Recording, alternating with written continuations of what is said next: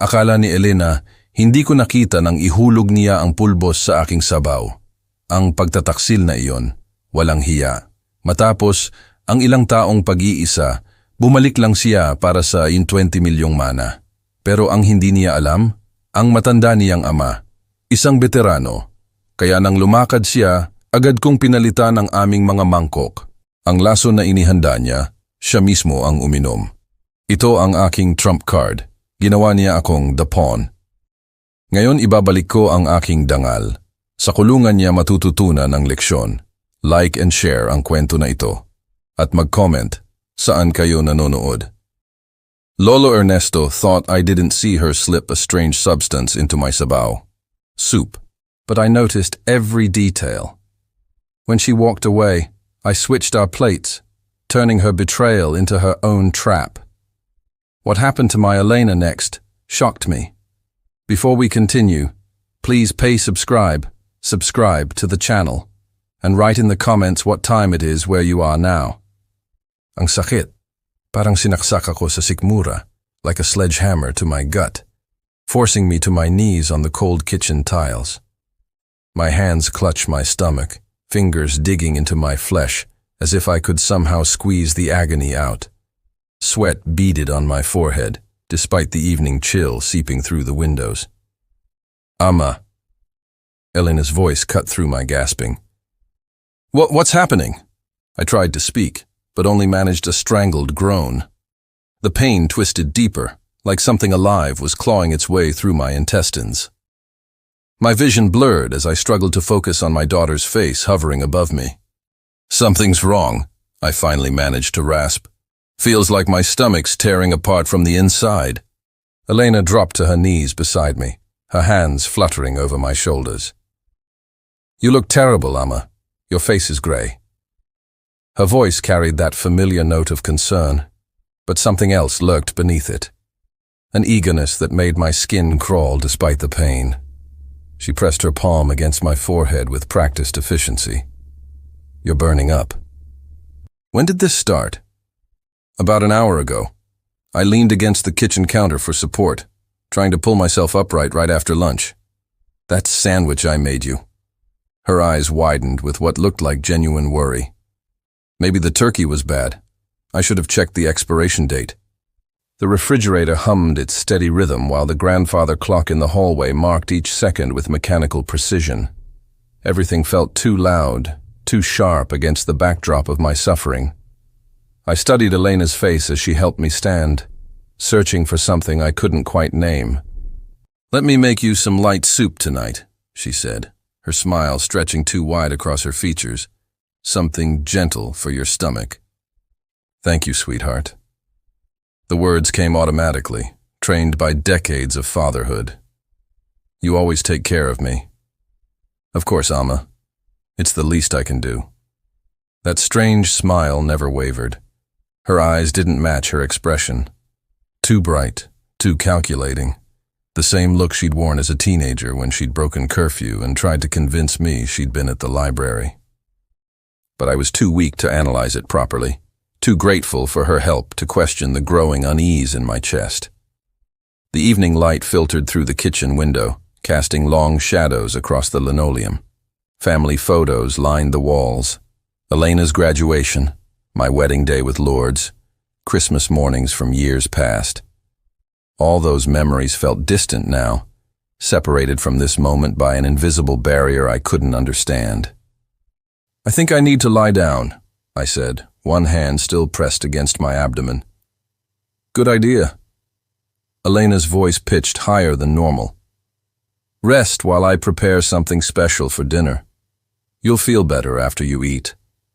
I nodded, not trusting myself to speak. Each breath required conscious effort, and the simple act of standing upright demanded all my concentration. But as I turned toward the stairs, I caught a glimpse of Elena's reflection in the window glass. Her smile had vanished the moment she thought I wasn't looking, replaced by something cold and determined. My military training whispered warnings I couldn't yet decipher. After 30 years in the army, I'd learned to trust my instincts about people. And right now, every instinct screamed panganib, danger. But this was my daughter, the little girl who used to climb into my lap during thunderstorms.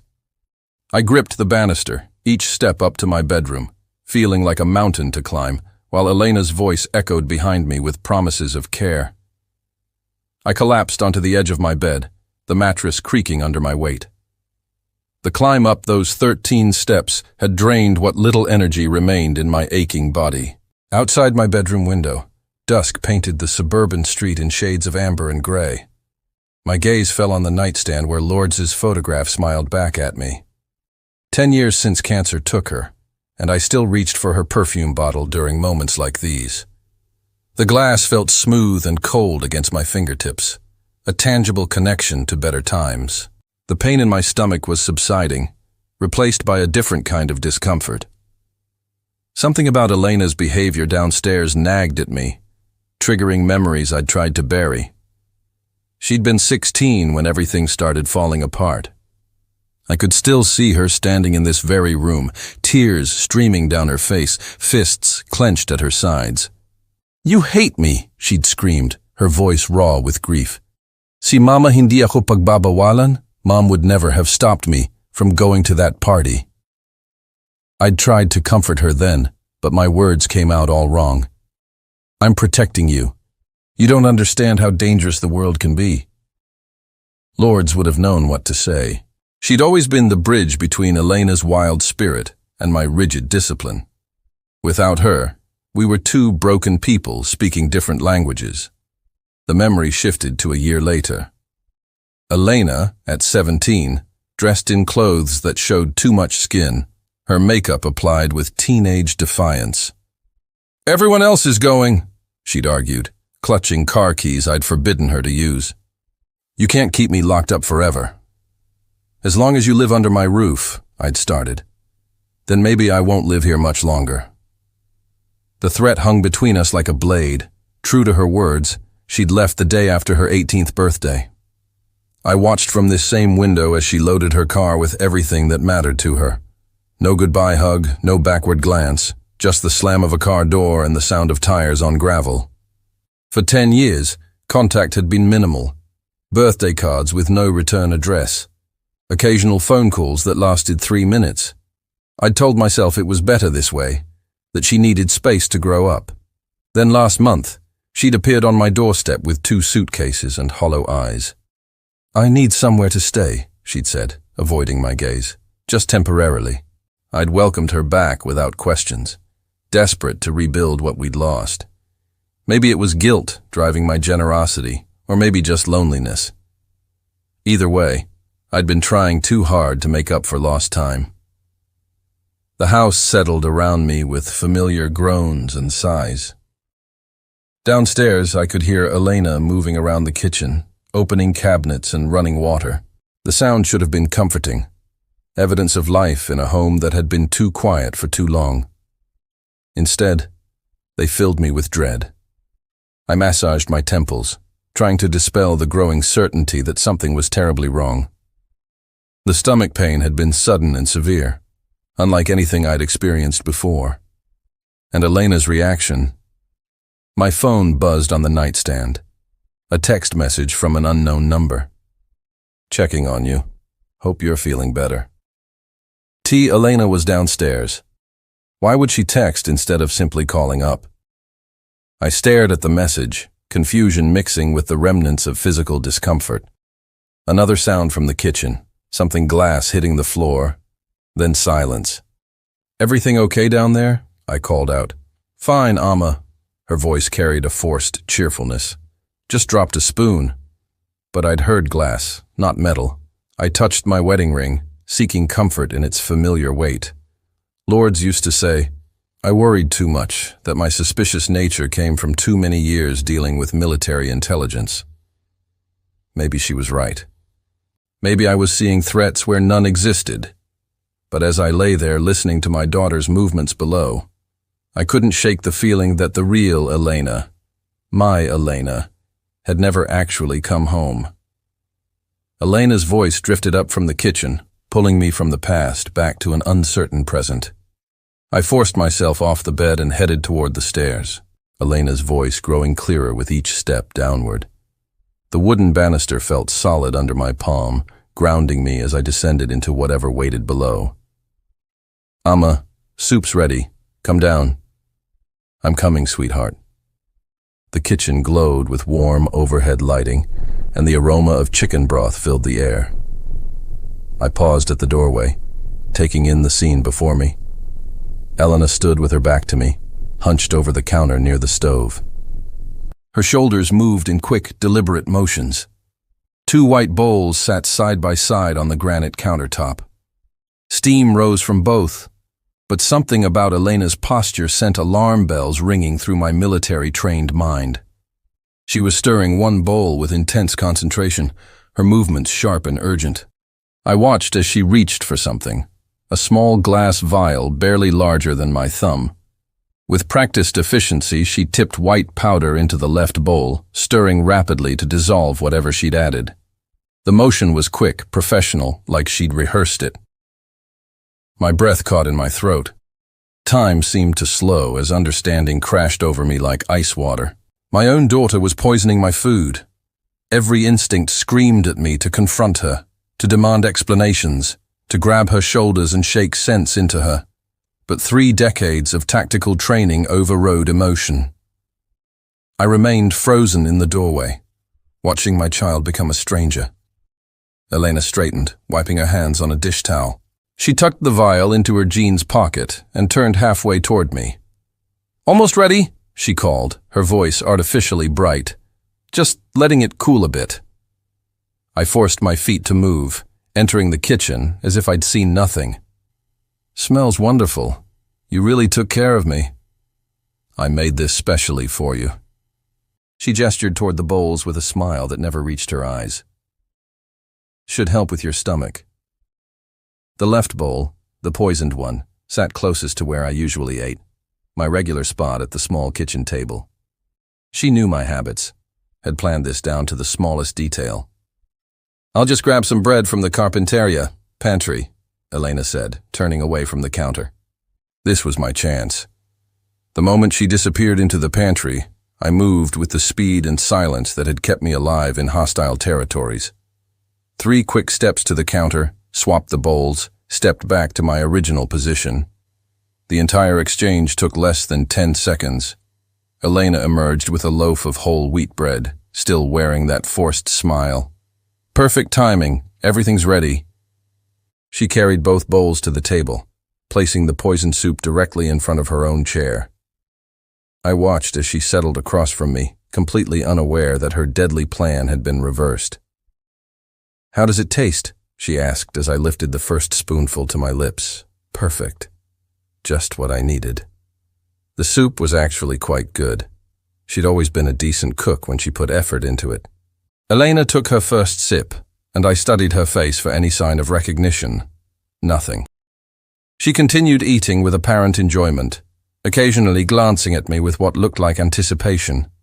Minutes passed, intense silence broken only by the scrape of spoons against ceramic. I found myself watching every movement she made, waiting for the moment when realization would dawn. How long before the poison took effect? What had she used?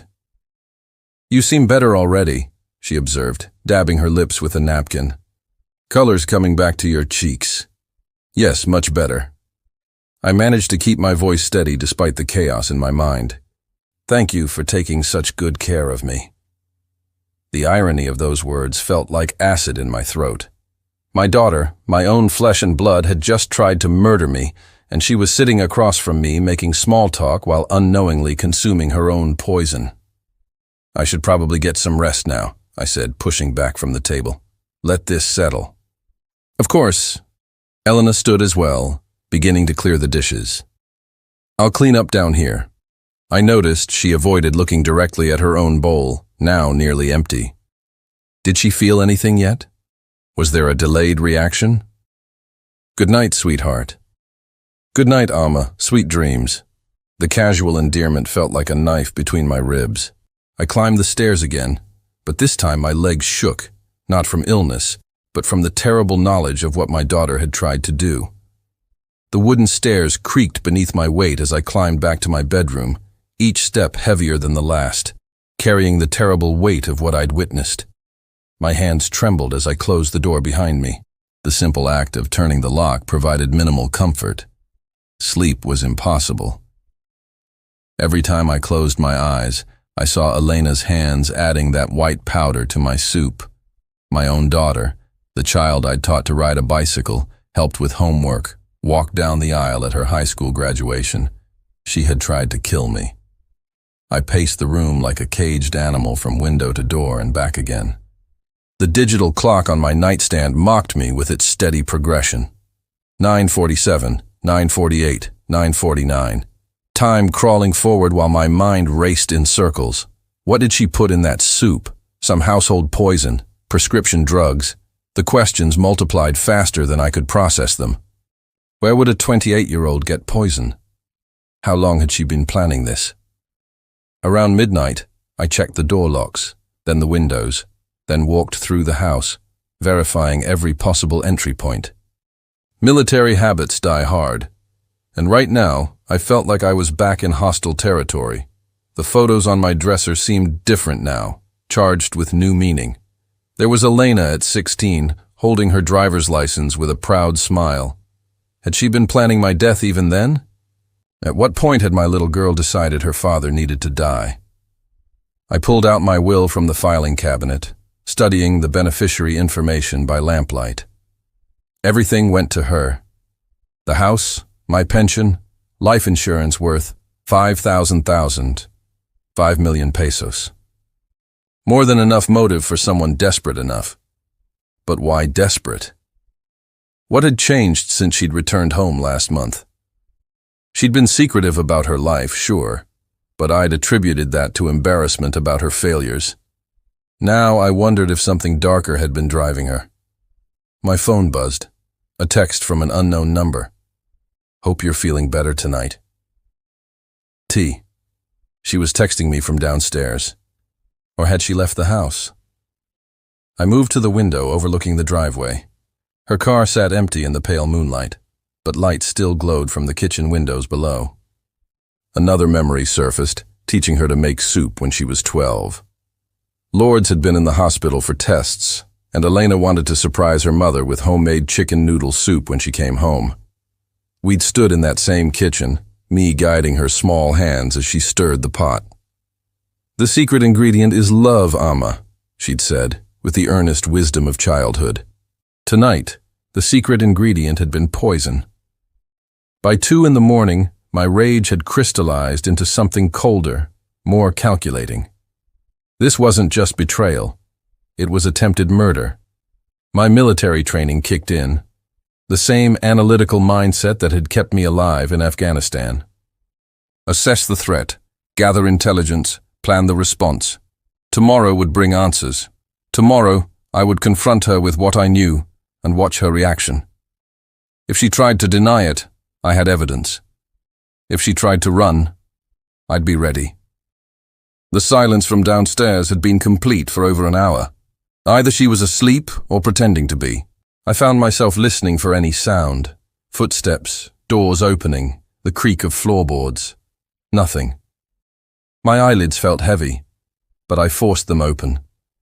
No sleep tonight. Not while a would-be murderer lived under my roof. The first pale light crept through my curtains as I heard movement in the kitchen below. Eleanor was awake. It was time for answers. I dressed slowly, each movement calculated, then made my way downstairs with the grim purpose of a man about to change everything. The morning light streaming through the windows felt harsh and unforgiving, perfect for what lay ahead. Elena sat hunched over the kitchen table, still in yesterday's clothes, her face pale and drawn. Dark circles shadowed her eyes, and she clutched her stomach with both hands. When she looked up at me, I saw genuine pain there, and confusion. "Ama," she whispered, her voice weak. "I feel terrible. My stomach is on fire. I think I have food poisoning." I poured myself coffee with steady hands, studying her over the rim of my mug. She looked genuinely ill, which meant the poison was working exactly as intended, just not on its intended target. "That's interesting," I said. settling into the chair across from her. "What exactly did you add to my soup last night?" The color drained from her already pale face. I don't know what you mean." "Don't you?" I leaned back, maintaining eye contact. "Think carefully, Elena. What did you put in my food?" "Amma, you're scaring me." She tried to stand, but immediately sat back down, clutching her abdomen. "I just made soup. Regular soup." I saw everything. My voice carried the cold authority I'd used with subordinates in the army. Every movement, every gesture when you poisoned my food. "You're paranoid." The words came out sharp, desperate. "You're imagining things. I would never." "Then you won't mind that I switched our bowls while you got the bread." The statement hit her like a physical blow. Her mouth opened and closed soundlessly, her eyes wide with shock and dawning horror. You what?" she stammered. "That's impossible. I watched you add white powder to the left bowl. You served me the right one, thinking I'd get the poisoned soup. But while you were in the carpinteria, I made a simple adjustment." Elena's hands flew to her throat, then back to her stomach. No, this can't be happening. You tried to kill your own father." Each word fell like a stone between us. "How does your own medicine taste?" She lurched to her feet, swaying dangerously. "You don't understand. I wasn't trying to hurt you." "Then what was in that vial?" "Vitamins." Tears streamed down her face now. "I needed the money, Amma. I'm in trouble. And I thought maybe, if you just got sick enough to go to the hospital. You thought you'd inherit faster." The rage I'd held in check all night finally broke through. "You couldn't wait for me to die naturally, so you decided to speed things along." "It wasn't supposed to be fatal," she sobbed. "Just enough to make you weak, maybe have a heart attack. It would have looked natural." The casual way she discussed my murder chilled me more than outright hatred would have. This wasn't a crime of passion. It was calculated, planned, rehearsed. "Get out." My voice was quieter now, but infinitely more dangerous. "Get out of my house." "Amma, please." "Get out!" I roared, standing so quickly my chair toppled backward. "You have 10 minutes to pack whatever you can carry, and then I never want to see you again." Elena stumbled toward the door, then turned back with wild eyes. "You can't throw me out. I'm your daughter." "My daughter died the moment she put poison in my food." I pulled out my phone. 9 minutes now, unless you'd prefer I call the police instead." She ran then, her footsteps thundering up the stairs. I could hear drawers slamming, objects being thrown into bags. True to her word, she was back in 8 minutes, dragging 2 suitcases behind her. At the front door, she turned one last time. "You'll pay for this," she hissed, all pretense of remorse gone. "This isn't over." The slam of the front door echoed through the house, leaving me alone with the terrible silence and the knowledge that my daughter had chosen her path. Now I had to choose mine. I walked straight to my study, my sanctuary of order and documentation, where I could think clearly and plan what needed to be done. The familiar smell of leather-bound books and old papers usually calmed me, but today nothing could ease the storm raging in my chest. Methodically, I pulled out a yellow legal pad and began documenting everything I could remember. Timestamps, exact quotes, physical evidence. 30 years of military service had taught me the value of precise records, and I would need every detail if this went to court. 9:47 p.m. Observe Elena adding white substance to soup bowl, I wrote. Substance appeared to be powder, dissolved quickly when stirred. Container, small glass vial approximately 2 in tall. My engineer's mind took over, organizing the chaos into manageable data points. What had she used? Where had she gotten it? Most importantly, who else was involved? Elena wasn't smart enough to plan this alone. I reached for my phone and dialed 80, Marissa Reyes's number. Marissa had been our family lawyer for 15 years, ever since Lourdes' cancer diagnosis. If anyone could help me navigate this nightmare, it was her. Marissa, it's Lolo Ernesto, Simon Brown. I need your help immediately. Lolo Ernesto, good morning. You sound upset. What's wrong? My daughter tried to poison me last night. The words felt surreal as I spoke them. I have evidence. We need to talk today. A long pause. Lolo Ernesto, that's a very serious accusation. Are you absolutely certain? I saw her do it. I switched our bowls and she's been sick all morning from her own poison. Can you meet me this afternoon? Of course. My office at 2 Zao. Perfect. And Marissa, we need to discuss changing my will immediately. After hanging up, I pulled out my financial documents, bank statements, investment portfolios, insurance policies, everything Elena would have inherited. The house alone was worth P15,000, 15 million pesos. Not counting my retirement savings and life insurance worth $5,000, 5 million pesos. The irony wasn't lost on me. I'd worked my entire life to build something for my daughter, and she'd tried to murder me for it. My next call was to the bank. This is Ernesto Brown, account number 4471. I need to review all account access permissions and beneficiary designations. Of course, Mr. Brown, is there a specific concern? I need to remove someone immediately. As I worked through the paperwork, fragments of memory surfaced. Elena's constant questions about my finances over the past month, her interest in my medication schedule, the way she'd insisted on cooking for me lately, something she'd never done before. How long had she been planning this, and who had put the idea in her head? I thought about her secretive phone calls, the way she'd disappear for hours without explanation. There had to be someone else pulling the strings. Elena was manipulative and selfish, but she wasn't a killer by nature. Someone had convinced her that murdering her father was not only acceptable, but necessary. The grandfather clock in the hallway chimed noon. I had 2 hours before my meeting with Marissa.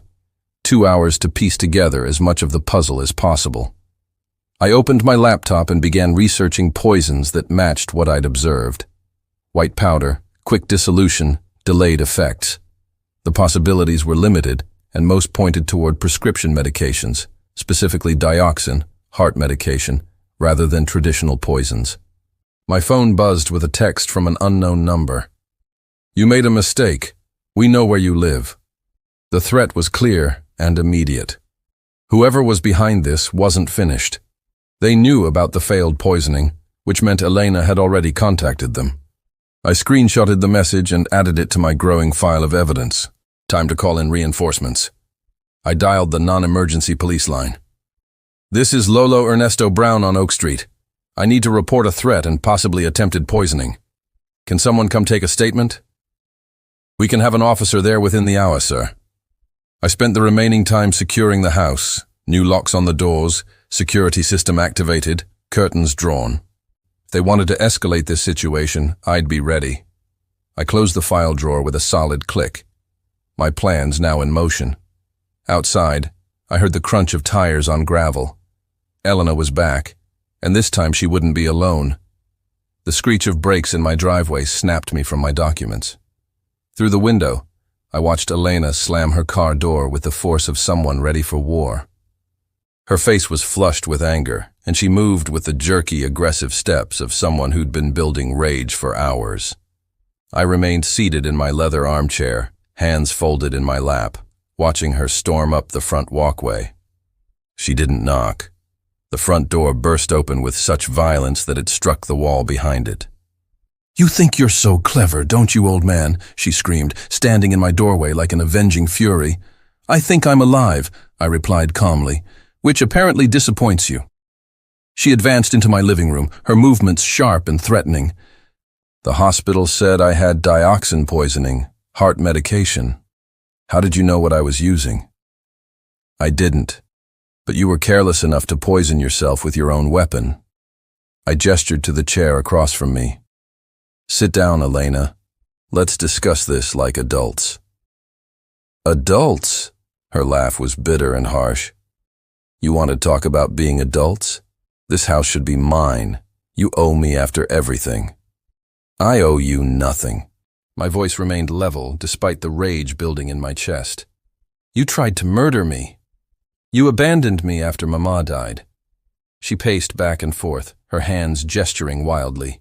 You were cold, controlling, impossible to live with. I had to leave. You chose to leave, and now you've chosen to try killing me for money. You can't prove anything. Her voice cracked with desperation. It's your word against mine. Who's going to believe a paranoid old veteran over his own daughter? I pulled out my phone and showed her the screenshot of the threatening text. Your friends aren't very smart about covering their tracks. The color drained from her face. That wasn't from me. No, but it was about you. Someone else is involved in this, isn't there? Someone who convinced you that murder was the solution to your problems. Elena's eyes darted toward the window, then back to me. I don't know what you're talking about. Get out of my house now before I call the police. This is my house too, she shrieked. I grew up here. I have rights. You forfeited any rights when you tried to poison me. I stood slowly, my full military bearing on display. You have 30 seconds to leave voluntarily, or I'm calling 911. She backed toward the door, but her eyes blazed with fury. Fine, but next time I come back I won't be alone, and you'll regret this. There won't be a next time. Stay away or face the consequences. What consequences? What are you going to do, old man? You're alone. You have no one. I have the law on my side and evidence of everything you've done. She hesitated at the threshold, her face contorting with rage and fear. You don't understand what you're dealing with. There are people who need this money, people who won't just walk away because you got lucky once. Then they can explain themselves to the police when I file my report tomorrow. You wouldn't dare. Try me. For a moment, we stared at each other across the rubble of our destroyed relationship. Then Elena turned and stalked toward her car. This isn't over, she shouted over her shoulder. You'll pay for humiliating me like this. The engine roared to life, and she peeled out of the driveway with enough force to leave rubber marks on the asphalt. I watched her tail lights disappear into the evening darkness, but her words echoed in my mind. I reached for my phone. It was time to find out exactly who was helping my daughter destroy our family. I dialed the number Marissa had given me years ago, when divorce cases required discreet investigation. Tonight, I needed to know who was poisoning my daughter's mind against me. Marco Ramirez, Private Investigations. Mr. Ramirez, this is Lolo Ernesto, Simon Brown. Attorney Marisa Reyes referred me. I need immediate help with a family situation involving attempted murder. I can be at your location within the hour, Mr. Brown. This is regarding your daughter? Yes, and whoever's manipulating her. Marco arrived exactly 60 minutes later, a thin, sharp-eyed man in his 50s, who carried himself with the quiet confidence of someone accustomed to uncovering secrets. I showed him the evidence I'd compiled. Photos of the poison vial, medical reports from Elena's hospital visit, threatening text messages. Your daughter has been seeing Hubert Clean for 3 months, he said after reviewing my initial information. I've never heard that name. Who is he? Small-time con artist, fraud, identity theft, real estate scams. He specializes in targeting people with property assets. Marco pulled out a tablet and showed me a mugshot. Does this look familiar? The face was lean and predatory with cold eyes and an artificial smile. I've never seen him before. He's been careful to stay away from your house, but he's been coaching your daughter extensively. Coaching her to do what? Kill you, inherit your assets, sell everything quickly, and disappear with the money. Marco swiped to another screen. I have recordings. My blood turned to ice. Recordings of what? Conversations between them discussing the poisoning, the specific medication to use, timing for maximum effectiveness, plans for disposing of your body. The clinical way he delivered this information should have shocked me, but my military training kicked in. How did you get recording so quickly? Your daughter isn't very security conscious. Neither is Clean. They've been meeting at the same coffee shop for weeks, sitting near windows, talking openly. He showed me photos of Elena and a man I now recognized as Hubert. Basic surveillance equipment captured most of their planning sessions. My own daughter. I struggled to process the scope of the betrayal. How could she fall for someone like that? Clean is good at what he does. He identifies vulnerable people, recently divorced, estranged from family, financial problems, and offers them everything they think they want. Your daughter was perfect prey. Marco spent the next hour walking me through a comprehensive dossier. Hubert Clean, age 32, had been arrested 4 times for fraud. His usual pattern involves seducing women with property or inheritance potential, convincing them to steal or manipulate family members, then disappearing with the proceeds. He's done this before. 3 times that we can prove. 2 cases resulted in theft, 1 in assault. This is his first attempted murder. What happened to his previous victims? Financial ruin. Criminal charges. 1 woman is still in prison for embezzling from her elderly mother's trust fund. The weight of evidence was overwhelming. Phone records showing dozens of calls between Eleanor and Hubert. Financial documents revealing his mounting debts and desperate need for quick money. Real estate consultations where they discussed selling my house immediately after inheriting it. There's more, Marco said, pulling up another file. They've already been in contact with a buyer. Cash sale, no inspections, quick closing. They had the whole scheme mapped out, even down to disposing my body. Cremation. They planned to tell people you'd requested it. No autopsy, no questions. I stared at the photos of my daughter and her accomplice, their heads bent together over coffee cups, planning my murder with the casualness of people discussing weekend plans. The betrayal was complete and calculated. What about the poison? Where did they get it? Cleaner has connections in the pharmaceutical black market. The dioxin was pure medical grade, expensive and hard to trace, but they made a mistake. Several. Most importantly, they underestimated you. Marco closed his tablet and looked at me directly. Mr. Brown, these people are dangerous. The failed poisoning has made them desperate. They know you're aware of the plot, and they won't simply walk away from this much money. More than P20 million, 20 million pesos in total assets. What do you recommend? Police involvement immediately. We have enough evidence for conspiracy to commit murder charges. And if they disappear before arrests can be made, then you remain in danger. Klena has a history of escalating when his schemes fail. I thought about Elena's threats, her promise to return with help. How long before they try again? Days, not weeks. Probably sooner. I closed the thick folder of evidence, my daughter's betrayal now documented in stark black and white. Tomorrow I would ensure she could never hurt anyone else the way she'd tried to hurt me. The downtown traffic couldn't slow my determination as I carried the evidence of my daughter's betrayal toward Addie. Marissa Reyes's law office, ready to ensure justice would prevail. The manila folder felt heavier than its actual weight, loaded with proof of my child's attempt to murder me for money. Marissa's office occupied the 15th floor of a glass tower overlooking the city. I'd been here before during Lourdes' illness, handling medical directives and estate planning during happier times. Today I was here to erase my daughter from my life forever. Lolo Ernesto, you look terrible, Marissa said, as her secretary showed me into the conference room. How are you holding up? Better than I was yesterday. I placed the investigation folder on her mahogany desk. I have everything we need. Marissa opened the folder and began reading. Her expression grew grimmer with each page. Lolo Ernesto, this evidence is damning. Are you certain about disinheriting her completely? She made her choice when she tried to poison me. The courts will want to see clear evidence of her intent to harm you personally, not just financial motivation. I have recordings, photographs, witness testimony from the private investigator. I pointed to the audio transcripts. Is that enough? Marissa studied the documents carefully. More than enough, but this is permanent. Once we file these papers, there's no undoing this decision. Good. She wanted my money so badly she was willing to kill for it. Now she'll get nothing.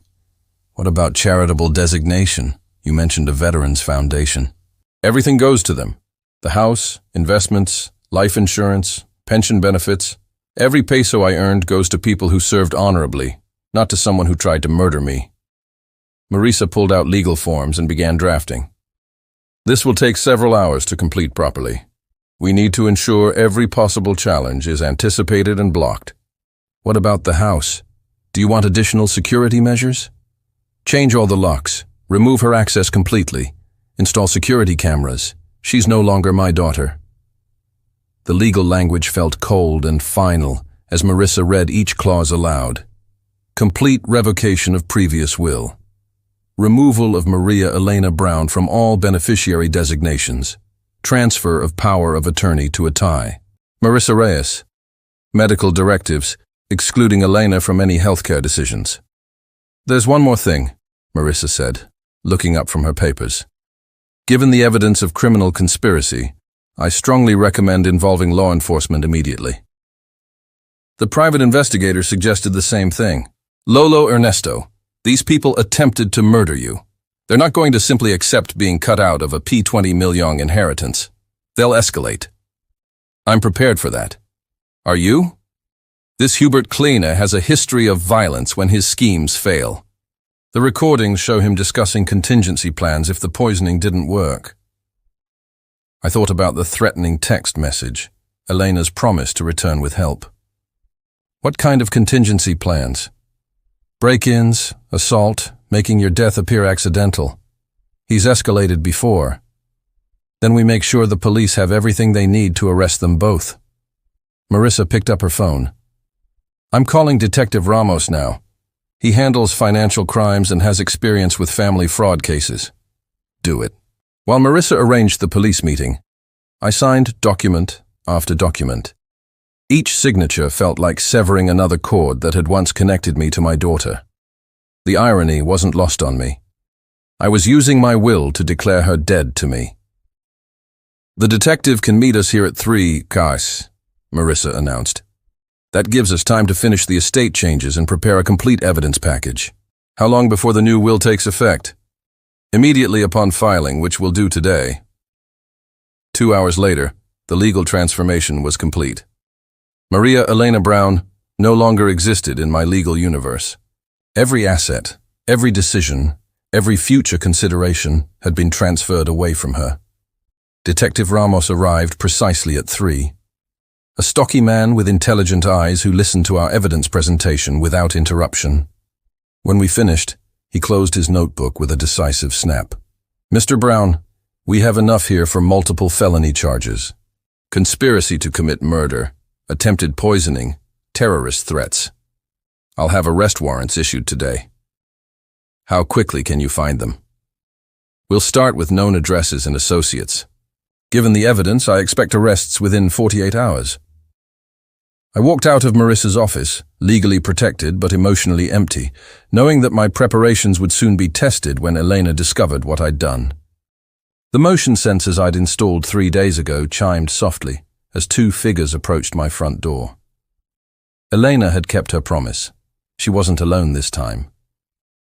Through the security monitor I'd positioned by my chair, I watched them pause at the entrance, clearly planning their approach. Hubert Kleene looked exactly like his mugshot, lean, predatory, with cold eyes that swept my property like a burglar evaluating defenses. He wore expensive clothes that didn't quite hide the tension in his shoulders. Elena stood beside him, her face hard with determination and barely controlled rage. I remained seated in my leather armchair, hands folded calmly in my lap. The hidden cameras were recording. The emergency button lay within easy reach. 5 days of preparation had led to this moment. They didn't knock. The front door rattled as Hubert tested the handle, then stepped back and simply kicked it open. The new deadbolt held, but the door frame splintered with a sharp crack that echoed through my house. "Mr. Brown," Hubert called as they entered uninvited. "We need to have a conversation." "Then you should have made an appointment," I replied, without moving from my chair. Elena appeared first in my living room doorway, her eyes bright with fever or desperation. "Amma, this is Hubert. We're here to make this simple." Hubert followed, filling the doorframe with calculated menace. He carried a leather briefcase in one hand and projected the kind of casual confidence that came from intimidating easier targets. "Sign these papers," he said, setting the briefcase on my coffee table with deliberate force. "Transfer the house and nobody gets hurt." "And if I refuse?" Elena's laugh carried a bitter edge. "Then we'll find another way to get what's mine, just like we tried before." I studied Hubert as he opened the briefcase and withdrew official-looking documents. "Your daughter deserves this inheritance. Don't make this harder than it needs to be." "Inheritance?" I kept my voice level. "You mean the money you plan to steal after murdering me?" "That was a misunderstanding," Hubert said smoothly. "Just a little medication to help you feel more cooperative. Unfortunately, Elena mixed up the dosages." "You can't prove anything, old man," Elena snapped, pacing behind Hubert like a caged animal. "Actually, I can prove everything." I gestured toward the ceiling corners where small cameras recorded our every word. "I've been recording this entire conversation." Hubert's confident smile faltered. His eyes darted to the locations I'd indicated, spotting the nearly invisible lenses. "Those won't be admissible in court without consent." "The Philippines allows recording in private residences for safety," I said calmly. "I've already given my consent." "Smart old man," Hubert snarled, his polished facade cracking, but not smart enough to keep his mouth shut. He moved closer, using his height advantage to tower over my chair. "You're going to sign these papers, transfer the house to your loving daughter, and forget this conversation ever happened." "Or what? Or accidents happen to stubborn old veterans who live alone." Elena joined him, both now standing within arm's reach. "Amma, just sign the papers. We'll leave you alone after that." "Will you? The way you left me alone after poisoning my soup." "That wasn't poison," she protested. "It was just supposed to make you sick enough to need help." Help from a daughter who wanted to inherit faster. Hubert pulled a pen from his jacket and threw it onto the documents. "Enough talk. Sign these now or we'll find more creative ways to change your mind." I looked at the forged papers, then at my daughter's desperate face, then at the criminal who'd corrupted her with promises of easy money. Everything was being recorded. Every threat was documented. Every criminal statement was preserved for the prosecution. "I have a better idea," I said, reaching beneath my chair. As Hubert stepped closer with his fist raised, I pressed the small button hidden beneath my chair. Help was already on the way. The wail of sirens cut through Hubert's threats like a sword through silence. His confident sneer faltered as red and blue lights began painting my living room walls through the curtained windows. Elena's face went white as she recognized the sound of approaching justice. "You called the cops." Hubert spun toward the window, his carefully maintained composure cracking completely. "When?" "5 minutes ago," I said calmly. "Silent alarm system. Very reliable." Elena backed toward the hallway, panic overtaking her earlier bravado. "Amma, how could you call the police on your own daughter? You stopped being my daughter when you tried to poison me." Car doors slammed outside. Heavy footsteps approached the broken front door. "Philippine National Police. Mr. Brown, are you all right?" "I'm fine, officers. The intruders are in the living room with me." Detective Ramos appeared first, service weapon drawn, but lowered, followed by 2 uniformed officers. His eyes took in the broken door, the scattered papers, and the 2 criminals caught in the act. "Mr. Brown, you reported threats and attempted extortion." "Detective, I have video and audio recordings of everything that just happened." I gestured toward the hidden cameras, including admission to the previous murder attempt. "This is harassment." Hubert stepped forward aggressively before stopping as all 3 officers focused on him. "We haven't done anything wrong, sir." "We have recordings of you threatening this man in his own home," Detective Ramos said firmly. "Please place your hands behind your back." "Amma, please," Elena pleaded as the second officer moved toward her. "We can work this out. Family doesn't do this to family." "Family doesn't try to murder each other for money," I replied. "Detective, I also have evidence of a previous murder attempt and fraud conspiracy." Ramos nodded as his partner began handcuffing Hubert. "We've been looking for both of you since yesterday. Outstanding warrants for conspiracy to commit murder." Elena's legs buckled. She grabbed the doorframe for support as the reality of her situation crashed down. "Warrants? But we never… Amma is fine." "Ma'am, attempted murder is still a felony even when it fails." The third officer read them their Miranda rights while Ramos examined the forged documents Hubert had brought. The briefcase contained not just property transfer papers, but detailed financial information about my assets, evidence of extensive planning. "Mr. Brown, these recordings will be crucial evidence," Ramos said, carefully bagging the papers. "How long have you been documenting their activities?" "Since the first poisoning attempt 6 days ago. I have video of tonight's break-in, audio of their confessions, and written threats they sent previously." "Amma, you recorded us?" Elena's voice cracked as the officer guided her hands behind her back. "Your own daughter?" "I recorded criminals confessing to attempted murder and planning future violence." Hubert tried one last manipulative gambit. "Officer, this old man is clearly unstable. He's making up stories about his own family." "Sir, we have independent evidence from a private investigation," Ramos replied coldly. "Your criminal record speaks for itself." As they were led toward the squad cars, Elena turned back one final time. "I'll never forgive you for this." "I've already forgiven myself for protecting others from you," I said. The officers loaded them into separate vehicles. Standard procedure to prevent conspiracy conversations. Through my window, I watched Hubert arguing angrily with his arresting officer, while Elena sat in stunned silence. Detective Ramos stayed behind to secure the crime scene and take my formal statement. "Mr. Brown, this level of evidence preparation is impressive. Military background, 30 years in the Army. I know how to prepare for hostile engagement." "Well, your preparation just ended 2 criminal careers. They'll both be looking at significant prison time." As the squad cars pulled away with their lights flashing, I felt a strange emptiness settle over the house. The threat was gone, but so was the last connection to the family I'd once had. The red tail lights disappeared into the darkness, taking my daughter and her conspirator toward the justice they'd earned. I stood in my doorway, finally free to close this chapter forever. 3 weeks later, I sat in the witness chair of the courthouse. My testimony, the final nail in the coffin of my daughter's criminal conspiracy. The courtroom felt sterile and impersonal, exactly the right setting to end a relationship that had become nothing but legal proceedings. Judge Martinez reviewed the evidence one final time before delivering her verdict. The recordings, the detective's investigation, the poison analysis, the private investigator's documentation, everything painted a clear picture of premeditated attempted murder and extortion. The defendants are found guilty on all charges of conspiracy to commit murder, attempted poisoning, breaking and entering, and extortion, she announced.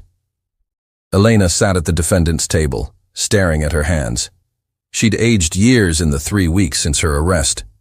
Hubert maintained his defiant posture, but his expensive suit couldn't hide the defeat in his shoulders. "Mr. Brown," the prosecutor said during the sentencing phase, "how do you feel about your daughter's conviction?" I looked directly at Elena as I answered. "Sometimes justice requires difficult choices. I choose to protect future victims over protecting someone who tried to murder me."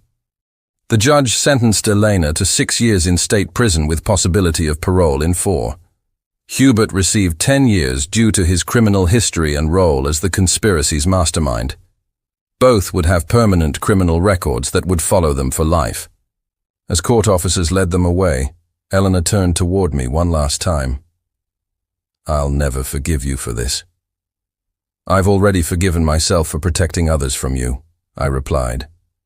The gavel fell, and 28 years of fatherhood officially ended. Marissa walked with me to the courthouse steps where Marco Ramirez waited with his final report. The private investigator had identified 2 other elderly victims of Hubert's previous schemes, providing closure to families who'd wondered about suspicious deaths. "Your testimony helped convict a serial predator," Marco said, shaking my hand. "Those other families finally have answers." What happens now? Marissa asked. Now I start over. The house sold within 2 weeks to a young Filipino family with children who would fill it with laughter instead of deception. I kept only personal items and Lourdes' photographs, donating everything else to a Philippine Veterans Foundation for their elder abuse prevention program. My new home sat in a quiet subdivision outside of the city, surrounded by other military retirees who understood the value of honor and loyalty. The weather was warm, the neighbors were genuine, and nobody tried to poison my food. I volunteered at the local Veterans Center, helping other seniors navigate family difficulties and elder abuse situations. My experience with Elena, painful as it was, provided valuable insight for counseling others facing similar betrayals. Mrs. Rodriguez from next door brought me homemade pan de sal every Tuesday. Tito Bill Martinez from across the street, and I played chess every Thursday evening. These people chose to be part of my life, which made their friendship more valuable than blood relationships based on obligation. 6 months after moving to my new home, I received a letter from Elena. She'd found religion in prison and wanted to apologize, asking for another chance to be my daughter. I read it once, then filed it with the other legal documents from her case. Some bridges once burned should stay that way. Marissa called occasionally to check on my adjustment to retirement. The Veterans Foundation had used my estate donation to fund a new elder abuse prevention program, helping other seniors recognize and respond to family financial manipulation. You saved more lives than just your own, she told me during our last conversation. That was the point. As I watched the Philippine sunset from my new porch, surrounded by friends who valued honesty over blood relations, I knew I'd made the right choice. Sometimes the family you choose is stronger than the family you're born into. My phone rang. Tito Bill Martinez calling about tomorrow's chess game. I answered with a smile, ready to enjoy an evening with people who would never try to poison my Sabaw. The nightmare was over. Real life could finally begin. If you like this story, please like this video, subscribe to the channel, and share your impressions of this story in the comments. To listen to the next story, click on the box on the left. Iyan ang katotohanan. Pagkatapos ng lahat, nanalo ako. Ang dating bahay namin, na puno ng hiya at pagtataksil, ipinagbili ko sa isang masayang pamilyang Pilipino. Ang 20 milyong yaman, ibinigay ko sa Philippine Veterans Foundation para sa mga veteranong may dangal. Ngayon, masaya ako dito sa bago kong komunidad. May mga kaibigan ako, naglalaro kami ng chess, nagbibigay ng pandesal si Aling Rodriguez. Tinawagan ako ni Attorney Marisa Reyes. Sinabi niyang, ang donasyon ko ay nakatulong sa mga biktima ng pang-aabuso. Sabi niya, mas maraming buhay ang nailigtas ko. Tama siya. Kung minsan, ang pamilyang pinili mo, mas matibay pa sa pamilyang pinanganak mo. Tapos na ang bangungot. Nagsimula na ang totoong buhay.